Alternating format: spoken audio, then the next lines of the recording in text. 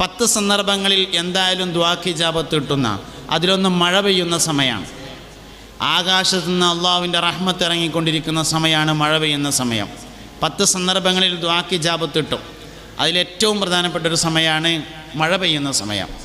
അപ്പോൾ മഴ പെയ്യുമ്പോൾ ദ്വാക്കണം, ദ്വാക്ക് ഇജാബത്തുള്ള സമയമാണ്.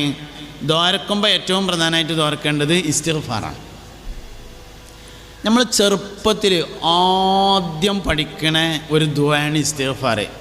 ഇമ്മാൻ്റെ ഒപ്പം ഒതൊക്കെ ഉണ്ടാക്കിയിട്ട് ഇങ്ങനെ ഉമ്മ ഇങ്ങനെ നിസ്കാരക്കുപ്പായിട്ടിട്ട് ഇങ്ങനെ നിന്ന് നിസ്കരിക്കുമ്പോൾ അതിൻ്റെ അടുത്ത് ഇങ്ങനെ നിന്നുകാണ്ട് നമ്മളിങ്ങനെ നിസ്കരിച്ചിട്ട് നിസ്കാരം കഴിഞ്ഞ് സലാം വീട്ടിയതിന് ശേഷം ഉമ്മ അസ്തഗ്ഫിറുല്ലാഹൽ അദീം അസ്തഗ്ഫിറുല്ലാഹൽ അദീം അസ്തഗ്ഫിറുല്ലാഹൽ അദീം. നമ്മൾ ആദ്യം പഠിക്കുന്ന ഒരു ദിക്റാണത്, അസ്തഗ്ഫിറുല്ലാഹൽ അദീം എന്ന്. അന്ന് അതിൻ്റെ അർത്ഥമൊന്നും അറിയില്ല എന്ന് മാത്രം, എന്നാലും നമ്മൾ ആദ്യമായിട്ട് പഠിക്കും.